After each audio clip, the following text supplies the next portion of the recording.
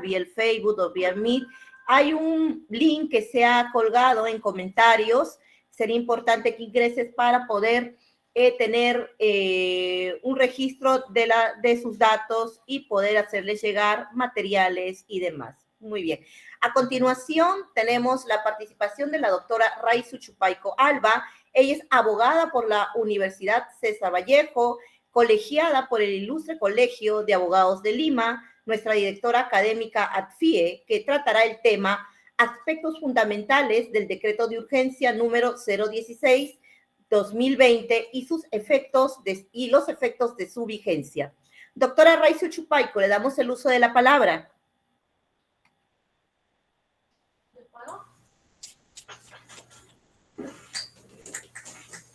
Gracias. Buenas noches, Patricia, y a todos los presentes. En primer lugar, quiero agradecer la oportunidad de permitirme participar esta vez para exponer sobre un tema que en aquel momento, causó impacto en nuestras actividades laborales y profesionales, no solamente para nosotros, sino a nivel general. Y me estoy refiriendo al decreto de urgencia 16 del 2020. Pero para entender ese decreto de urgencia, primero debemos partir de algunas preguntas básicas. Primero, ¿qué es un decreto de urgencia? ¿En qué caso se emite un decreto de urgencia? ¿Cuáles son los requisitos que debe cumplir? ¿Y por qué el decreto de urgencia 16 del 2020 era inconstitucional? Para responder a la primera pregunta, debemos remitirnos al artículo 118, inciso 19 de la Constitución Política, donde establece cuáles son las atribuciones del presidente de la República.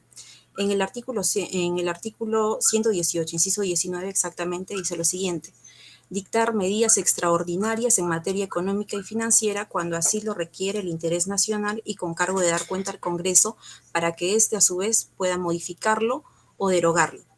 De aquí podemos dar algunas definiciones. Primero, que es una medida extraordinaria, es una atribución del presidente, debe responder al interés nacional y está sujeta a la evaluación del Congreso. La segunda pregunta vendría a ser: ¿en qué caso se emite un decreto de urgencia o en qué contexto se emitió exactamente el decreto de urgencia 16 del 2020? Bueno, según lo que establece el artículo 135 de la Constitución Política, durante un interregno, el Poder Ejecutivo puede legislar mediante decretos de urgencia cuando así lo requiere el interés nacional y con cargo de dar cuenta a la Comisión Permanente para que ésta, a su vez, lo examine y pueda elevarlo al Congreso, al nuevo Congreso. El interregno parlamentario es el periodo existente entre la disolución del Parlamento hasta la posterior instalación del nuevo Congreso. Recordemos que en el Perú nos encontrábamos en un periodo de interregno parlamentario luego de la emisión del Decreto Supremo 165-2019-PCM de fecha 30 de septiembre. Entonces, con este decreto supremo se disolvió el Congreso de la República hasta que se convocó las nuevas elecciones congresales. Y es en este contexto, durante este periodo, que se publicó en el Diario Oficial el decreto de urgencia 16 del 2020 con el siguiente título, ¿no?, que establece medidas en materia de los recursos humanos del sector público, y su objeto era regular el ingreso de los servidores de la administración pública y pretendía garantizar la correcta gestión y administración de la planilla única de pagos del sector público. Y frente a esta medida extraordinaria, naturalmente surgieron diversas posiciones, algunas a favor, otras en contra, y una de las posiciones en contra la expresó el Colegio de Abogados del Callao. Recordemos que, de acuerdo al artículo 203 de la Constitución Política, están facultados para interponer una acción de inconstitucionalidad o una demanda de inconstitucionalidad el presidente de la República, el fiscal de la Nación, el defensor del pueblo, 5.000 ciudadanos y entre otros, ¿no? Y uno de ellos, los colegios profesionales.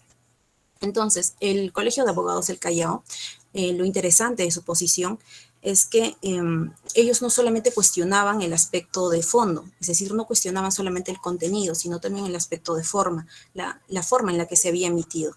Y eso nos lleva a la tercera pregunta: ¿cuáles son los requisitos que debe cumplir un decreto de urgencia? Bueno, el Tribunal Constitucional, en la sentencia recaída en el expediente 008 del 2013, establece cuáles vendrían a ser los requisitos o los presupuestos habilitantes para que se emita un decreto de urgencia. y esto lo hace de acuerdo a la interpretación del artículo 118, inciso 19, del artículo 135 y del artículo 91 del reglamento del Congreso. Y son los siguientes: excepcionalidad, necesidad, transitoriedad y generalidad y conexidad.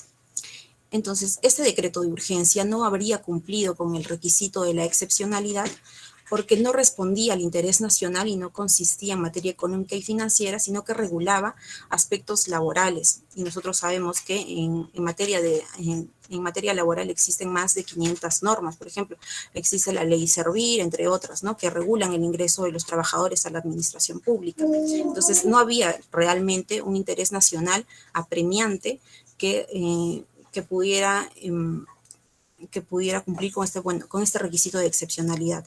En cuanto al requisito de la necesidad, específicamente dice lo siguiente: las circunstancias deberán ser de naturaleza tal que el tiempo que demande la aplicación del procedimiento para la expedición de una ley pudiera impedir la prevención de los daños o que los mismos devengan en irreparables.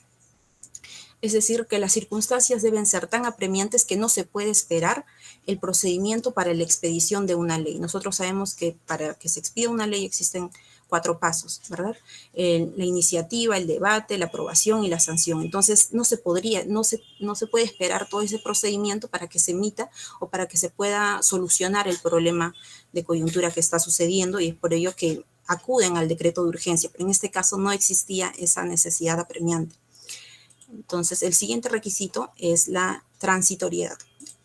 Los decretos de urgencia no deben mantener una vigencia por un tiempo mayor al estrictamente necesario para revertir la coyuntura adversa. No cumplía con este requisito de la transitoriedad porque el requisito de la transitoriedad quiere decir que el decreto de urgencia no debe causar efectos permanentes. Y si nosotros revisamos el decreto de urgencia 16 del 2020, en la única disposición complementaria derogatoria, derogaba la ley 24.041, que establecía acerca del reconocimiento de vínculo laboral indeterminado para los trabajadores que habían laborado en la administración pública con labores de naturaleza permanente y de forma ininterrumpida por más de un año. Entonces, no cumplía con este requisito de la transitoriedad porque al pretender derogar una ley que, bueno, que más o menos es del año 1984, por ahí, entonces no se habría cumplido con el requisito de la transitoriedad porque pretendía causar efectos permanentes. En cuanto al requisito de la generalidad, existen aquí 2 aristas. El primero de ellos, la generalidad quiere decir que se debe aplicar para todas las personas, ¿verdad?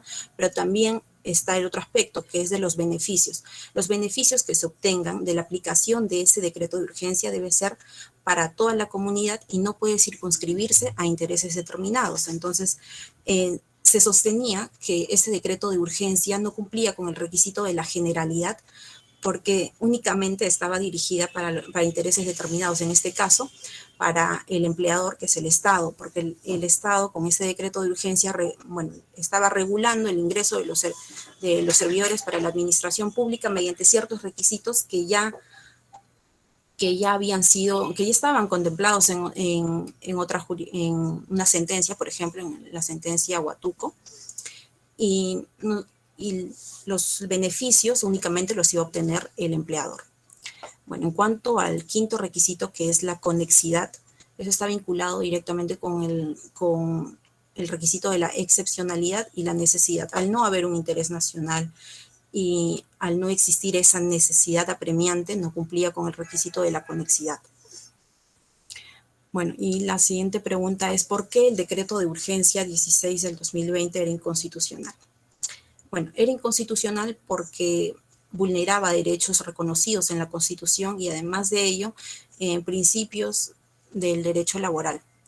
Por ejemplo, el derecho a la tutela jurisdiccional efectiva, el principio de primacía de la realidad, el principio de irretroactividad de la ley y el principio de supremacía constitucional. Bueno, respecto al derecho a la tutela jurisdiccional efectiva, sabemos que está contemplado en el artículo 139, inciso 3 de la Constitución Política. Y bueno, la tutela jurisdiccional efectiva está contenida no solamente por, bueno, está contenida por ciertos derechos y garantías que para el accionante o para el justiciable, para el demandante, se divide en tres momentos distintos. El derecho de acción, de acudir al órgano jurisdiccional para que solucione su controversia, el derecho que tiene a que se desarrolle un debido proceso y el derecho a obtener una sentencia debidamente motivada y que ésta sea cumplida, sea ejecutada. Entonces, no se cumplía con el derecho a la tutela jurisdiccional efectiva, o bueno, se vulneraba el derecho a la tutela judicial efectiva porque el trabajador que haya iniciado su proceso judicial a fin de que se regularice su situación laboral y consecuentemente se le reponga, no podría acreditar que ingresó por concurso público y no se estaría llevando a cabo un debido proceso porque se le impone o se le exige una realidad formal, una realidad formal, y se le exigía también pruebas que no iba a poder proporcionar, como es, por ejemplo, el ingreso por concurso público de méritos, porque en principio el Estado no había convocado por concurso público, ¿verdad? Sabemos que el Estado contrata personal mediante modalidades contractuales que no les corresponden a trabajadores indeterminados y, bueno, en este caso, bueno, evidentemente el Estado, al exigirle que pruebe que ha ingresado por concurso público, a sabiendas de que no ha ingresado por concurso público, se estaría vulnerando evidentemente el derecho a la tutela judicial efectiva. En cuanto a la vulneración del principio de primacía de la realidad, si bien el principio de primacía de la realidad no está contenida como tal, por ejemplo, en la Ley de Productividad y Competitividad Laboral, sí está recogida en la Ley General del Sistema Concursal, en la Ley de Inspección del Trabajo, y además ha sido reconocida por el Tribunal Constitucional. Ese principio nos dice que ante la discordancia de lo que está en documentos y lo que se demuestra en los hechos, deben prevalecer los hechos. Este principio resultaba vulnerado porque, por ejemplo, en el caso de los obreros municipales que estaban contenidos dentro del ámbito de aplicación de ese decreto de urgencia, porque recordemos que el ámbito de aplicación de ese decreto de urgencia nos remitía al decreto legislativo 1442 en el artículo 4. Específicamente el sector público no financiero, que está comprendido por los tres poderes del Estado, el Poder Judicial, el Poder Ejecutivo, el Poder Legislativo y los organismos constitucionalmente autónomos, ¿no? En la OMP, RENIEC, entre otros. Y también, bueno, los gobiernos regionales, los gobiernos locales, y dentro de los gobiernos locales, los obreros municipales. Por tanto, les era aplicable el decreto de urgencia. Y bueno, se les condicionaba su reposición a un concurso público de méritos, aun cuando durante el proceso se había demostrado que cumplían con los requisitos de una relación laboral a plazo indeterminado. Entonces, se le imponía una realidad formal que no existía. Y es por ello que se vulneraba el principio de primacía de la realidad. En cuanto a la vulneración del principio de irretroactividad, eso está vinculado con la cuarta disposición complementaria del decreto de urgencia, que establecía que lo dispuesto por los artículos, en los artículos 2, 3 y 4, son aplicables a todos los procedimientos y los procesos en trámite. En este caso se vulneraba el principio de irretroactividad porque irrumpía en situaciones anteriores a la expedición de una norma. Recordemos lo que dice el artículo 103 de la Constitución. La ley desde su entrada en vigencia no tiene fuerza ni efectos retroactivos, se aplica para situaciones futuras, ¿verdad? Entonces trastocaba este principio de irretroactividad de la ley, ya que pretendía irrumpir en procesos en trámite, por ejemplo, en una medida cautelar que no iba a poder ser concedida porque si el juez había valorado que existían los elementos para que se conceda una medida cautelar, no lo iba a poder hacer porque ese decreto de urgencia imponía nuevos preceptos, nuevos lineamientos, que si el juzgador, o bueno, el juez exactamente, amparaba o bueno, aplicaba este decreto de urgencia de forma estricta, bueno, evidentemente habría rechazado la medida cautelar, ¿no? Y por ello es que se vulneraba el principio de irretroactividad, porque pretendía irrumpir en situaciones futuras, en situaciones en trámite, en procesos en trámite. Y bueno, se vulneraba el principio de supremacía constitucional porque bueno, evidentemente este decreto de urgencia, al vulnerar derechos que están contenidos en la Constitución, al vulnerar principios del derecho laboral, estaba vulnerando el principio de supremacía constitucional y resultaba siendo inconstitucional. Y bueno, posteriormente, el 22 de enero del 2021, mediante la ley 31.115, se publicó la derogatoria de este decreto de urgencia, con el siguiente título: ley que deroga los artículos 2, 3, 4, 13 y la cuarta disposición complementaria final y la única disposición derogatoria del decreto de urgencia 16 del 2020. Y bueno, a modo de conclusión sería que este decreto de urgencia principalmente vulneraba el principio de progresividad y no regresividad de los derechos humanos en materia laboral. ¿Qué quiere decir esto? Que, bueno, este principio que está contenido en la Convención Americana de Derechos Humanos establece que el Estado, mediante las medidas legislativas que expida de forma progresiva, estas medidas legislativas deben ser tendientes a mejorar la protección de los derechos ya reconocidos. Es decir, siempre debe ser de forma ascendente, nunca debe